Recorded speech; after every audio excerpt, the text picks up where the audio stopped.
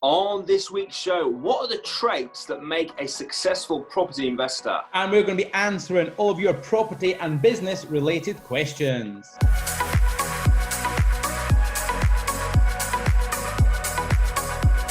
Welcome to the Property Investors Podcast. We are here every Friday at 12 p.m. Make sure you subscribe so you never miss an upload. You can catch us on Apple Podcasts, Spotify and YouTube. Enjoy this week's show and don't forget to share with all of your friends. Hey, I'm Russell Leeds. I'm Alasdair Cunningham. And welcome to the Property Investors Podcast. It is good to see you, my friends. Yes. Do you know what? It's been like a month and I've not seen you. It's like, what? Fortunately, we have regular Zoom calls, so I still get that witty sarcasm every day. So I'm not missing that. But we should do it like a YouTube tutorial on how to use Zoom for your business, because that's basically what my life has become. Yes, same. All I do all day, one-to-one calls. You even phoned me last night at 11 o'clock, and I was still on a one-to-one call. He was like, "Oh, can I call you back? I'm on a one-to-one call." I was like, "You seriously? At 11 p.m. you're on a one-to-one call with an academy member?" He was like, "Yeah." Yeah. So, I was on one yesterday. I done like 9 one-to-one calls, and they all lasted like, I think the quickest one was 40 minutes. I had one that went on to like an hour and 20.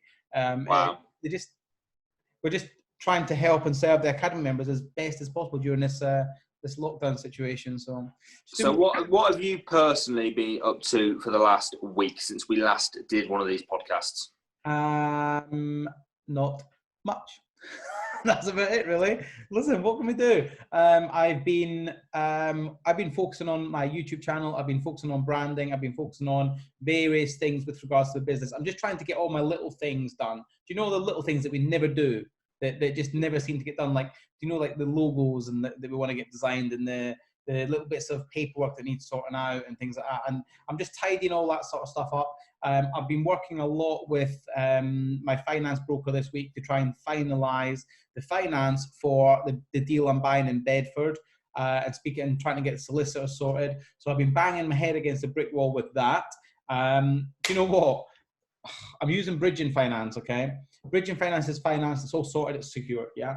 And the bridging finance company then went to speak to the solicitor who had instructed to deal with the bridging finance.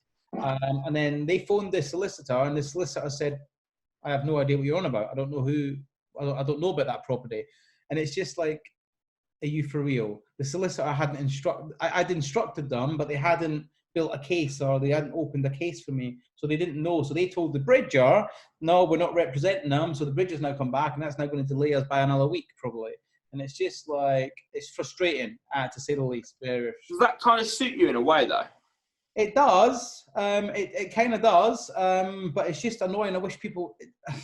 I don't like incompetence. I really don't like people being incompetent. I like people to just do what they say they're going to do and do the job they say they're going to do. And it's just annoying because it pisses people off and lets people down in the chain.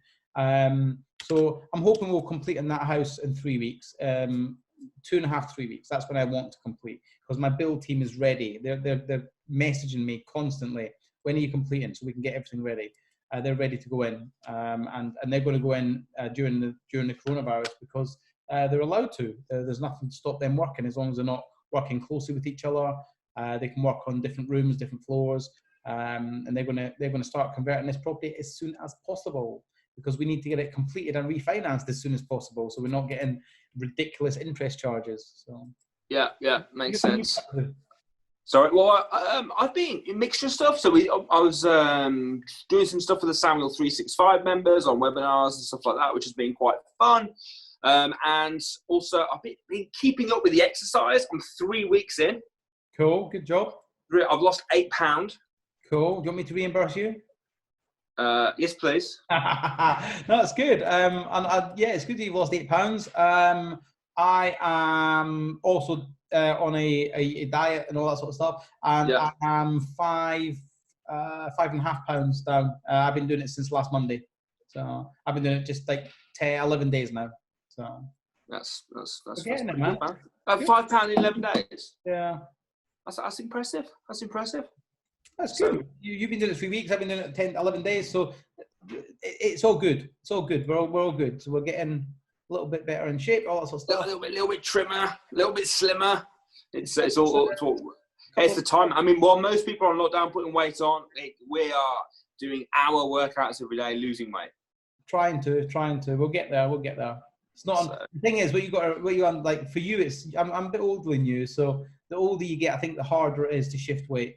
I do think the older it is, the harder it is to shift. I just think it is, and the harder it is to get into it and all that sort of stuff. So see what happens.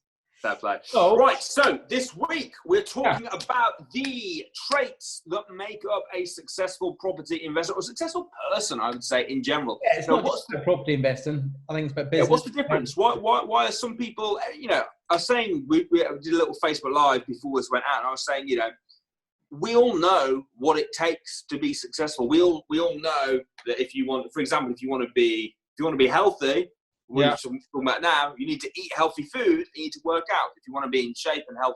We all know that, but a lot of us don't do it. So what is the difference? What's the key ingredients between successful people and unsuccessful people, and how can people take that advice on and become a successful person? Because everyone wants to be successful. Yeah, it comes down to habits. We've discussed this before. I think 3 or 4 weeks ago we discussed habits. It's very easy to change habits in your life, but it's easier not to. And that's the reality. Take weight loss, for instance. We all know that if we want to lose weight, we have to eat healthier and we have to move more. But the reality is, unless you really, really, really want it, you're not going to get it. Do you know what I mean? Because like I'm on a plan, you're on a plan, and like we know what we've got to do, we know it will work, but it's whether or not you put in the required efforts and if you want it hard enough. And it's the same with business and property, business, just generally successful lives. If you want a successful life, you'll have a successful life, but you've got to want it. You've got to want it big enough and hard enough that you're going to do whatever you've got to do to get it. So would you say the first thing is you've got to know what you want. First of all, you got to set the goal. Yeah, so I've actually gone to the trouble this morning of writing down what I think it takes to be successful, and I've studied a lot of successful people, and they all seem to do this. So we'll go through that if that's easier. I've got them all written down. Go on, let's say, and then I can add to them as we go through. Number one. If you want to be successful in life, you're going to have to start getting your ass out of bed. All right, get up early. I don't know many successful people that stay in bed all day. I don't know many successful people that stay in bed till 10 o'clock. Most people that are successful are up at the crack of dawn, like 6:30, 7 o'clock in the morning, doing what they've got to do.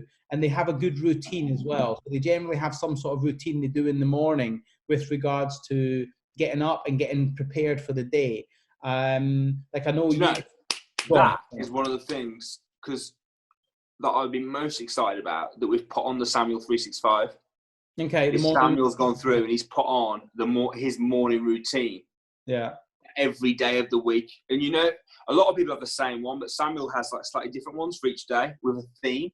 Mm-hmm. So like Monday is his goal setting day, Friday is forgiveness day, letting go and all that sort of stuff. And I've managed to persuade him to film it and to put it, because I think I've been banging on about this for with you guys for like forever and a day, morning routines, getting into the habit of and I'm so pleased that he's finally put it out there, because he refused to put it on YouTube. He's like, nah, I'm property. Yeah. No, I think it is crucial. Like I'm out of bed, like I'm up. I'm a little bit laxed at the minute, but I'm up between 7 and 7:15 every day. And yeah, I try and I always not 6:59 or 7:16. No, between 7 and 7:15. It's always about. I wake up naturally. I don't even have an alarm clock. My body wakes up like 6:45. Around before 7 every day, it just wakes up, and then I normally just lay there, and then I'm up. I'm out of bed. First thing I always do is get in the shower. I always have a shower the minute I get out of bed, even if I'm exercising. I have a shower first. Then, if I decide I'm going to do my exercise in the morning, I have a shower. Then I go and do my exercises. Then I have another shower, because I just cannot do anything unless I've had a shower. I don't know why. It's like I need that burst of powerful water. It refreshes me. It gets me alert. Wakes me up. To be fair, mate, if I smelled as bad as you, I'd probably do the same. Welcome back, Russell. So like, no, I just do shower every morning, and then if I'm doing exercises, have another shower, then I have some, and then I have a healthy breakfast, and then I decide what I'm doing. I like today. So for instance, let me find it. I know you probably can't see it, but like today, I've wrote down, these are the things I'm doing today. I do this every day. I write down the things I need to get done that day. And so I've already ticked off 2 or 3 of them, the things I've already done. And it's 4 o'clock, so I've got a lot to do. But I always, every day, write down what I've got to do. And if it doesn't matter if I don't get everything done, it just, because I'm setting that target in the morning, it means I know where I'm at. I've planned what I'm doing, so at least I know what I'm at. But that's what I do every morning. And then I like to try and go for a walk every morning as well, even if it's like, for me, it's quite difficult because it's not difficult to go for a walk, but it's not exactly the nicest of walks where I live. So if I lived like near like, I don't know, near a nice park, it'd be really easy. But for me, the nearest park's quite a while away. So if I want to go for a walk, I'm walking through like Kilburn High Street, which is not the most pleasant of areas. So yeah, but that's what I do. So I think number one, be successful. All successful will do this. They get out of bed early, they have a good routine in the morning, and they plan the day accordingly. Number 2 leads me very much on to number 2. Now, I used to do this when I was laying in bed in the mornings before I got up. It's imperative that you read books, read as many as possible, and read every single day, even if it's only 5 pages or 10 pages. But read, educate yourself on books, on successful people that you aspire to be, people that you want to follow. Find the book, read it. So a book I'm reading at the minute, it's called Mind Power, John Kehoe. Okay, now I got this book. Okay, I got this book last year. 2018. When I went to do you remember I went to a conference, a seminar in South Africa, Robert Kiyosaki conference. There was a guy there called Robin Banks. He was actually the assistant trainer. Hold on. What's his name? Robin Banks. Yeah, I know. Robin Banks. Yeah. That's his name. That's his real name. Yeah. And he's a really good trainer, but he's well into this. He teaches mind power, and it's all about teaching that to be successful. So I'm reading that, but then I'm also reading that, Why the Rich Get Richer, Robert Kiyosaki. So they're the 2 books I'm reading at the minute. And I think you've got to read as much as possible and get the correct. The thing is, when you read, right, it expands your knowledge, it expands your mind, it expands your literature, and it expands your vocabulary. So just read. Instead of watching Netflix, read a book. Okay, that's number 2. Number 3, don't be scared of failing. Every single entrepreneur, every single successful business person has failed before they hit success. Would you agree? I think that yeah, of course. Yeah, of course. You continually making mistakes. And it doesn't necessarily mean they've failed and they've gone bankrupt and they've crippled and ended up living in the car. It just means that they've made mistakes on the way. They've failed at something on their way. I failed, you failed. Everyone we know that has got anywhere has had cock-ups in their life and failures that they've learned from. The biggest thing, though, I think it's so important, the biggest lesson from this, the biggest takeaway from not being scared of failure is to learn from your failures, learn from your mistakes so you don't repeat them, because otherwise you're just an idiot. If you keep repeating the same things and keep failing, then you're an idiot. There's no 2 ways about that. I suppose it's a skill as well, recognizing your mistakes and owning it. It's like, oh, I made a mistake there. And then, okay, how can I learn from that? What can I do to make sure that, I don't do that again? Yeah, you just hit the nail on the head when you said owning it.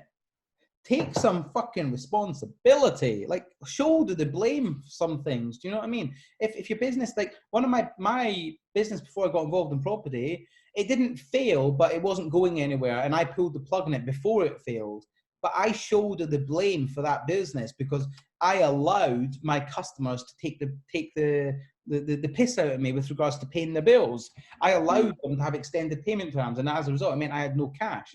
And that was down to me. I allowed that. I should never allowed that from the very, very beginning. So I think don't be scared of failing, and if you do fail, learn from your mistakes, so that it doesn't happen again. And if you fail, brush yourself off, pick yourself up, carry on, do it again. But with a more experience, more education. Next, I've got down number 4. Forget about social pressures. Like if you take all the successful people in the world, they actually don't really give a rip what people think about them. Like Mark Zuckerberg doesn't care what people think about Facebook, doesn't care what people think about him. Elon Musk doesn't care about what people's opinion are of him. Like all the really, really successful people in life, they don't care about social pressures. They don't conform to society. They don't fall into the let's get a job 9 to 5. They go against the grain. They're unique. They're their own person. They stand out. They certainly don't judge people, and they don't care about being judged by others because they don't sort of fall for that social pressures. Do you know what I mean? So I would say, look, you've got to stand up, you've got to stand out, and you've got to be unique. What do you think about that? I agree. You know, I think if you try and be, who wants to be? Everyone, when you're growing up, you try and fit in. You try and be normal. Who wants to fit in with? If you look at the normal, and think, is that what you want? Yeah, and it's not, is it? It's not what you want. Your people want to be successful, and you want to be in the top 1%. If you want to be in the top 1%, you need to do stuff different to the other. We doing? Just taking a quick photograph. Yeah. Why? Just because for Instagram. It's cool. If you want to be better and be more successful and different from the crowd, you've got to do different to the crowd. So you can't, I agree. Yeah, I completely agree as well. You've got to be being scared what people think will just hold you back. Yeah, 100%. At the end of the day, I always say, if that person's not going to be at your funeral, why do you give a rip what they think about you? Because the reality is, most of the people that will judge you and criticize you, they don't like you. They don't care about your business. They don't care about your success. All they care about is trying to tear you down. So don't let them get in there and ruin it. That's what I would say. Number 5, I think this key to success is you need to shift your mindset from being a spender to being an investor. Too many people get to the end of each month, get their paycheck, get their income, and then whatever's left, they spend on rubbish. They spend. Yeah, they live month to month. So if whatever they're earning, they spend it all. Yeah, they just blow it. Most people fit into that category. But what you need to do is any spare money you have, instead of spending it, you need to invest it and see it as an investment. So a spend is a cost. An investment is an investment.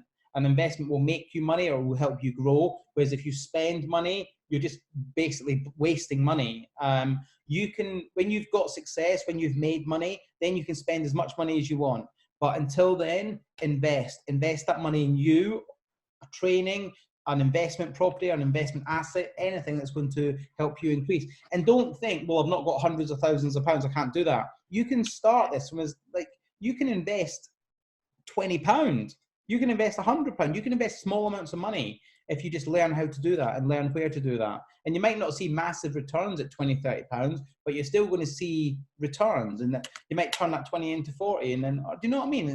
It's scalable. Or at least start putting it into a savings account that's specifically designed to invest. Yeah, absolutely. Yeah. Cool. Next is delayed gratification. You have to learn to start waiting for the luxuries. Sacrifice. You're gonna have to start sacrificing what you want during the early days. I see, and I'm sure you can vouch for this, I see too many people start businesses, and then the minute it starts making money, they go out and they blow it on like an expensive holiday, or they go and blow it on that thing they've always wanted, that I don't know, that holiday they've always wanted, that car they've always wanted, clothes, all that sort of stuff. You've got to start having delayed gratification. Reinvest what you make, get your business solid, and then when you can afford it, then have the luxuries, then have the holidays, then have the nice cars and all that sort of stuff. I think delayed gratification is super, super crucial. And when you get there, be grateful. Like when you have an abundance of gratitude about what you have in your life, not about what you don't have. Be thankful for what you do have. So like at the minute, we're in the middle of lockdown, yeah? Be thankful for the fact that we are still healthy. We're still alive. Okay? There's people that aren't. There's people that have sadly passed away. There's people that are in hospital. There's people that aren't near their loved ones. And like, for instance, my grandmother, or my grandmother, she's not on my side, on my wife's side has got cancer, and she's just been admitted to hospital, and she's quite far on with cancer, and it's just suddenly happened very, very quickly. And she's in hospital, and nobody can go and visit her. Like, do you know what I mean? So be grateful that we're all healthy, and that there's people out there stuck in hospitals. They can't have any visitors, and it's just, do you know what I mean? Just be grateful. So I think gratitude is super, super important. Moving on to number 7, sacrifice. You are going to have to sacrifice something if you want to be successful in the early days. That's probably going to be time. That's probably going to be your free time. Because if you want to be successful while trying to earn a living through your job, you're going to have to give up some of your free time. You're going to have to give up some Netflix. You're going to have to give up social lives. You're going to have to give up some friends, because you're going to have to start working on your business while keeping your job, if that's how you choose to do it. It's kind of similar to the delayed gratification, isn't it? It's like, right now you're going to do this for what you want down the line, sort of thing. So moving on to number 8, always be improving yourself. Constantly be improving, constantly be educating. Don't think for 1 minute you're the best you can possibly be, because you're not. Believe me, you've got faults, just like I've got faults, just like Russell's he's shocked that he's got faults. We all have faults. We all have weaknesses. So what I recommend, and what all successful people do, is they never believe they're the best at everything. They always believe, they never believe they're the best at everything, and they know everything about everything. They're always prepared to learn, okay? I'm not saying they don't believe they're very good at it, but every successful person I know, they're not shy about learning. If you say to them, I think they're coachable, teachable. Coachable, yeah, good word. Coachable, teachable. They're prepared to learn. So always be learning, always be improving. And what I would do is write down your strengths and your weaknesses. The strengths, keep growing them, but your weaknesses, focus a lot on your weaknesses, and try and develop them so they're not your weakness. But what you'll find will happen is, as you grow and as your business grows and your business develops, your weaknesses will soon become your strength, because you'll have a load new. As your business grows and you have bigger problems to face, you'll find your weaknesses also become, do you know what I mean? They'll grow with the business, so to speak. And I think just constantly be improving yourself, finding out what you're not good at and making yourself good at it. Simple as. And number 9, networking. You're going to have to network. Your network is your net worth. Successful people have a big network of people they can help, people they can rely upon for help, people they can go to for advice, people they can go to for help, assistance, anything. And that's what you need. You need a big network of people, like-minded people that you're prepared to work with, people that are on the same page as you, people that want you to succeed, not people that try to drag you back down, people that want you to be successful. That's what you need. And number 10, my final thing. I believe if you want to be successful, you're going to have to be a bit humble, and you're going to have to be open to criticism. And you're going to have to be open to constructive criticism.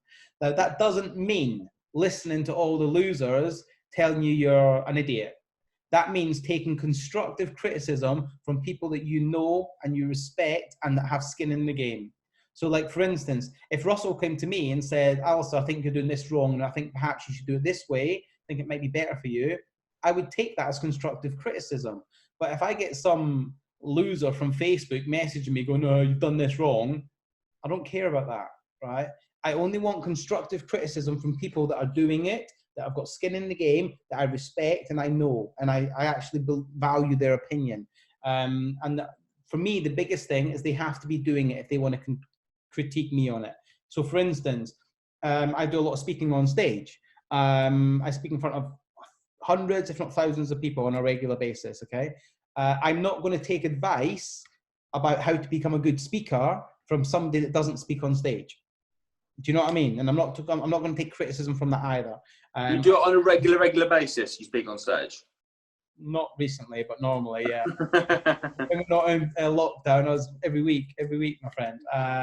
But like, for instance, again, when it comes to speak, like, I'm using speaking as an example because I do it a lot. If Russell come up to me and gave me speaking advice, I'd take it because you've done it, you're doing it, you speak in front of people. But if, like, some random guy who's can barely speak in front of 20 people comes up to me and goes, Alasdair, yeah, I think you're doing this. And I'm like, okay, thank you. You go and sit back down. Like, do you know what I mean? So would you like dismiss him? Would you say, shut up, you loser? You know what are you talking about? We've never dismissed. No. I just said I would say thank you. You can have a seat. I'd take his. I wouldn't let him. I just wouldn't take his criticism unless it's coming from a place where he's done it. I would just I wouldn't be say thank you. Sit down. No, but I would just be polite and just say, oh, do you know what? Thank you for the feedback. Maybe I'll do something. But what would you say? Thank you for feedback. What? Maybe I don't know. Maybe I'll do it. Whatever. I don't know. I would just be polite. I would handle it at the time, but I would just be polite about it. All right. Let's have a dress rehearsal. Right. So I'm some loser in the crowd. I know it's hard to imagine. Right. You just finished speaking. Okay. I'll give you an example. Alasdair, can I just give you a bit of feedback? Do you know when you go like this, your shirt keeps popping up and we keep seeing your big white belly? So I was I don't know. I recommend there's these little things you can wear, like do you know they strap around your knees? That's good criticism. I would obviously thank him and say, "Oh, dude, I didn't even know. Thank you very much." But if he come up to me and said, "Alasdair," no, because you know when you gave your story? Do you know when you told the story about yourself? Is there a way of making it better? Because it's just so boring. Okay, I'd say thank you. There's the door. No, no. I would just obviously I'd say, look, thank you, but that's my story. Do you know what it is? What it is. I'm not going to. Yeah. It was a great story. It's just the way you told it sort of stank the place out. Like maybe you could get some tips off Russell about how to like Thank you. John. Right. No, but look, right. This was at an event I done recently. And this is true, and I hope he's watching. If you are, you make great job, right? We had somebody come up to us at an event we done recently, and it was a small event, and probably only 40 people there. And he come up to me and he goes, Alasdair, he goes, I love the event, absolutely love the event, right? But I've noticed the energy is a little bit low in here. He goes, like, we're not doing the welcome backs and all that sort of stuff. He goes, I've noticed the energy is really a little bit low. And he goes, and he really went on about it, like it's really that bad. And I said, and then I went, thank you. Do you know what? There's the mic. You do it, right? And he done it. He went up and this is genuinely true. And he goes, oh, okay, I'll try it. And then he went up on, we got him to do a welcome back, like get people just moving just a little bit to get. Yeah. Stuff. And he done a welcome back. And in fairness, it sucked, right? And then he come up afterwards, and he was all clapping out of time, and it was all out of time. But he come up after, he goes, it's a lot harder than it looks, isn't it? And I went, yeah. I says, but look, what did you learn? And I obviously thanked him for it, and like big up to him for even doing it. Like, do you know what I mean? Because you know how difficult that can be sometimes. Like, and the fact that he came up to me and he said, look, the energy's a bit low. And I'm like, okay, well, you do it and let's see how you get on. And it was great. It was so funny, but he really enjoyed it, which was important. And it was great that he stepped out of his comfort zone, and he wants to do more and he wants to learn. So it's really, really good. So all I'd say is, when it comes to criticism, like, just take criticism from people that are doing it, and as long as it's constructive, there's no problem. It's when people confuse criticism with just being a dick. Like, I'm not interested in that. Constructive criticism, I'm very open for, as long as it's coming from a place of trying to help. So, yeah. And I think all successful people are like that. They're all very much like that. They'll take constructive criticism, but from the right people. So what do you think? Yeah. Do you agree with most of them points or not? I do agree with most of the points. I mean, I was trying to think if you'd asked me, obviously, when we came on, you thought about it and put that down. I think if you were to ask me, someone said to me, what would you say to be successful? I think I would say, first of all, is knowing what you want. Yeah, good. I think that's really important, because if you don't, what's your goal? What you need to know why you're doing it. You need a why. You need a reason. Yeah. Doesn't matter what it is, but you need to know what you want. Yeah, of course. Yeah. One of the ways that I think you do that is first of all, you write down what you personally, so forget your business for a minute, personally what you want, And then once you know what you want personally, then you can look at okay, what do I need in order to make that happen? Usually it's time and a certain amount of time, a certain amount of money. And then it's like, okay, well, how can my business or my property investments or whatever, how can they serve that? So what's your why? What do you want? I think you need to know that. So then I think you need to start making goals and setting goals. Personally, I know a lot of people say, what's your 5-year goal? I don't like setting long away goals because I think it's, life happens so fast and stuff changes. So I prefer to have smaller goals, but big, small goals that I'm aiming for, and making a list of those and working to them. So I think knowing what you want, breaking it down into bite-sized chunks, and then aiming for it. But I think one of the most important, and for me, without this, it won't happen. I think you need to enjoy the journey.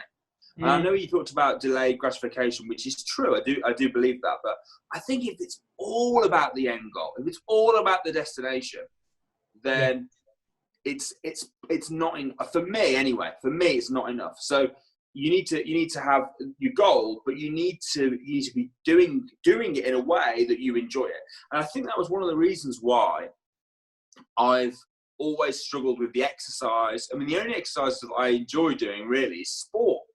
And football, so because I enjoy sport and just doing running for the sake of it and eating really pokey. Agree with you. And it's like, and then I suppose the other thing is when you're setting your goals as well is, you need to make, it's all well and good saying, I want a Ferrari. Do you really want do you want a Ferrari 200,000 pound bad? Do you know what I mean? It's like, I don't want a six pack because I know that I'm not prepared to do the work.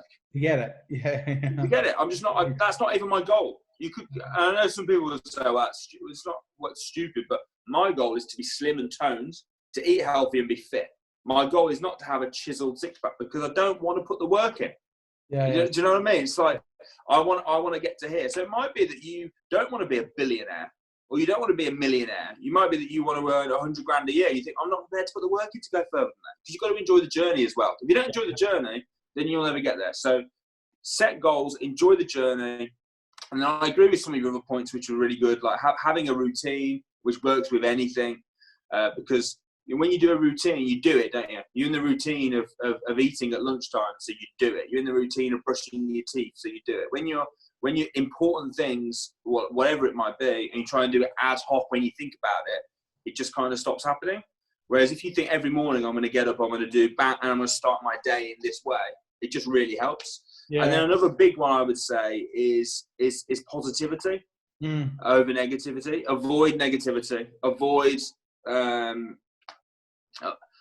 a lot of the news. I don't read newspapers. I try and avoid.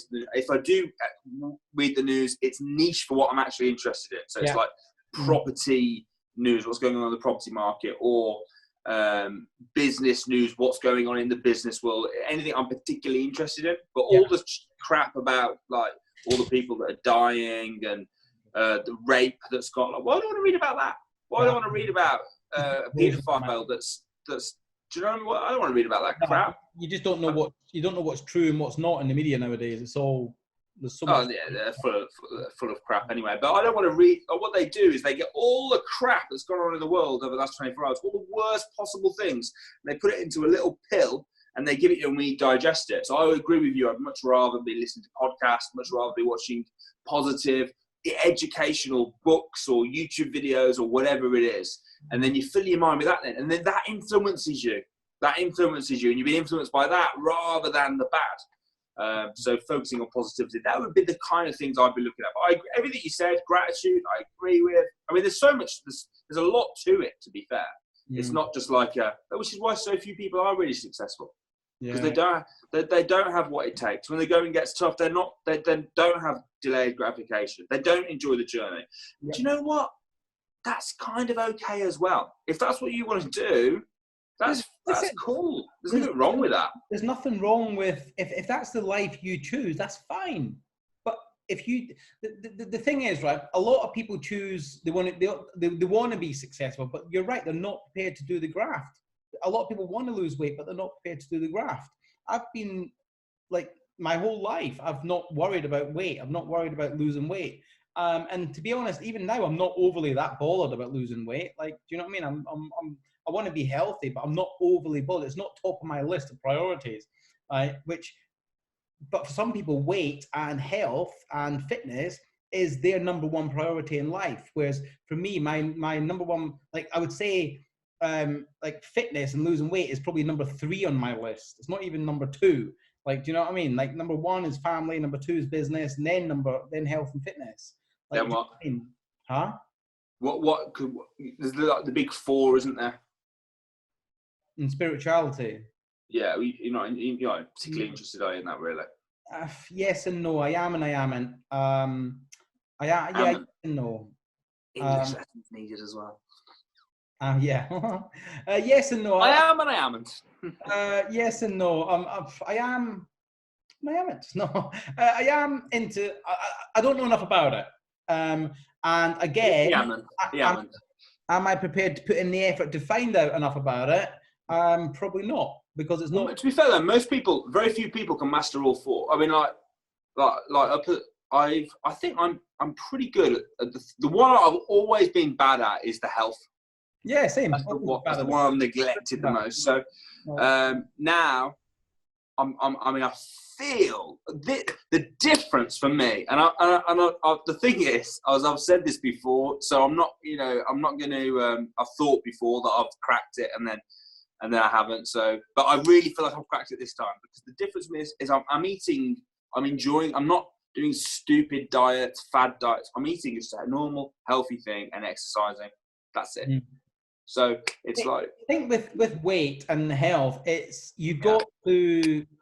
Like, I'd love to be that person that loves health and fitness. I'd love to be that person, but I just don't ever see it happening. Like, because I don't ever think I'll fall in love with going for a 20-minute or a 20-kilometer run. I just can't see it. Do you know what, though? You kind of get lost in it when you do it. I remember this when I used to play football. I used to play football all the time. And when you play football, it doesn't matter what's going on. It doesn't matter, like, literally, you could have had the worst news in the world. Yeah. The second that you start playing football, you completely forget it. You play football for 90 minutes, and you come off the pitch, and it's like, oh, yeah. So it kind of takes you, it's almost a bit like a meditation type. That's why I think a lot of people, for mental health and stuff, it's so good, because it's just taking you out of and going, and it's kind of relax. I know it's not relaxing. People say, oh, sport's relaxing. It's like, really? You're running around, but it kind of is. It relaxes you and allows you to work out and stuff at the same time. So the thing is with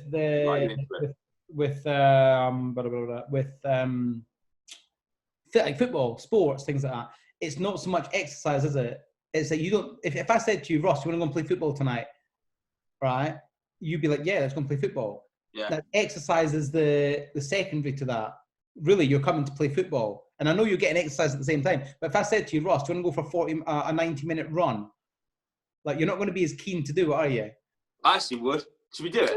No. Let's do it. No, I hate running. I can't meet you. What we'll do, we'll get our Fitbits out and we'll do it at the same time. A 90-minute run, an hour and a half run? No way. Not happening. A 40-minute run? No, it's not happening. I can't run. I hate running, bro. I hate 5-minute run. 4 minutes, maybe. Right. Okay. Anyway. Okay. So that's anyway, guys, ladies, gents. That is our top tips, top traits for being successful. Whether that be business, whether that be property, or whether that just be generally in life. I think that's it, really. So on that bombshell, on that groundbreaking news, it's now time for this.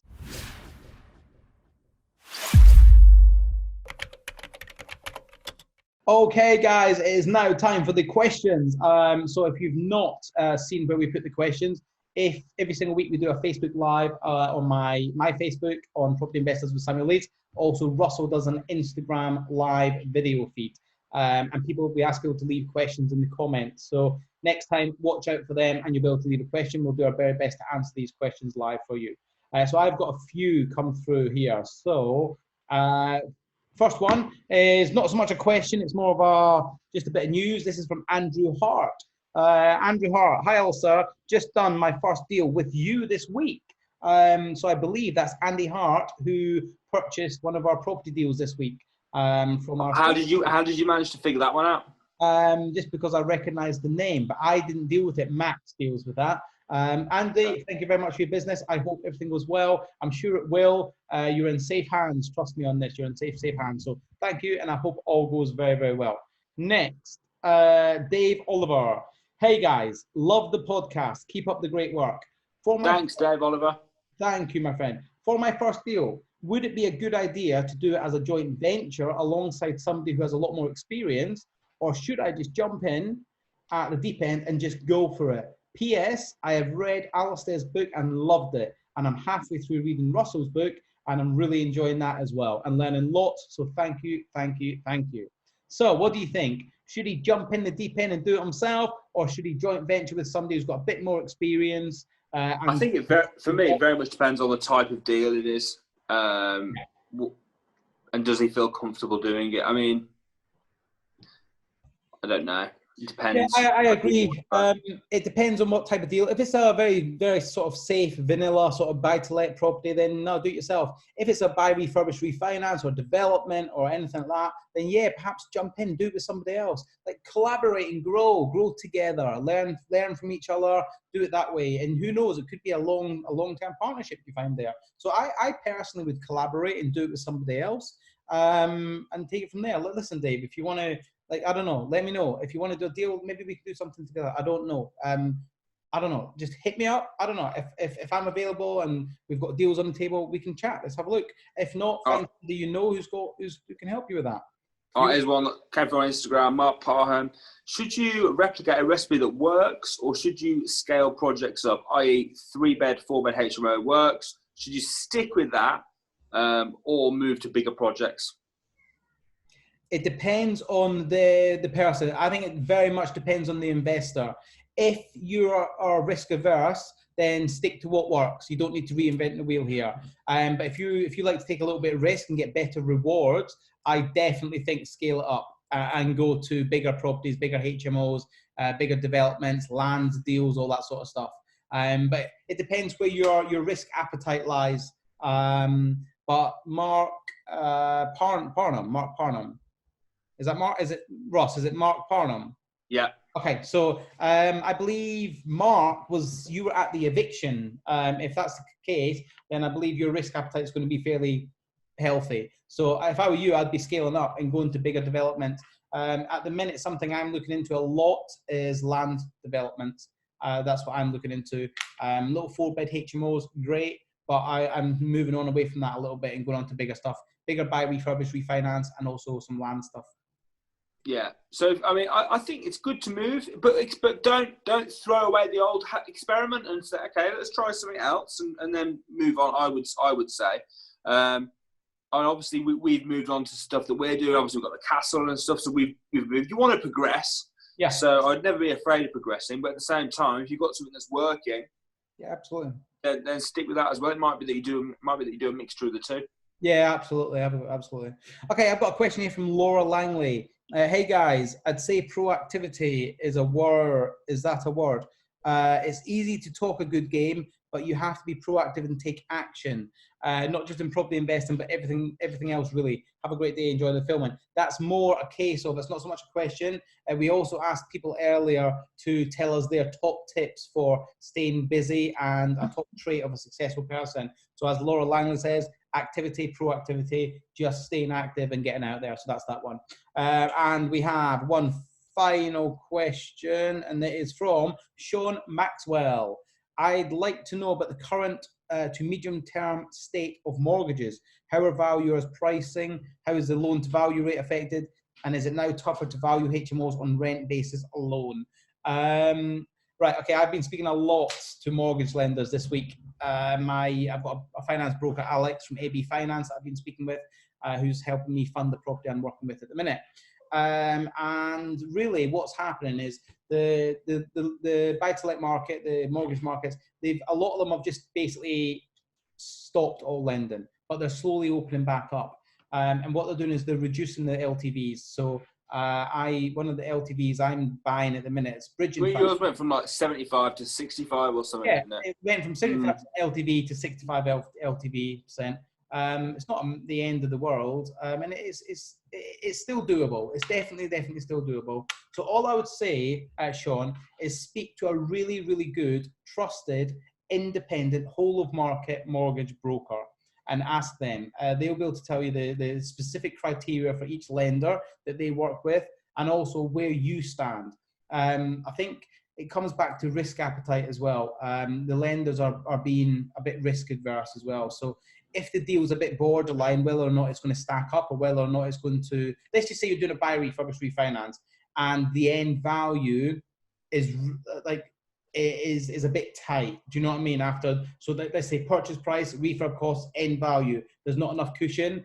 They're being a bit stricter on the lending criteria for that sort of stuff. But if you've got a property, like one of the deals I'm buying at the minute, purchase price just over 200,000, end value has already been valued. GDV was 350. So there's a large amount of cushion there. So there's a lot of equity to be had if it goes wrong. So the lenders are more prepared to lend against it. But if it's a bit tighter, then maybe not so much. But speak to a mortgage broker, a really good independent whole of market, and take their advice. They're the experts at the end of the day when it comes to mortgages. Amazing. Well, guys, thanks ever so much for watching this week's show. We'll be back next week with a new episode, so please don't forget to tune in. Also, don't forget to subscribe by hitting the button below if you're watching us on YouTube or listening on Apple Podcasts or Spotify. And that's all from us. We'll see you next week. See you next week, guys.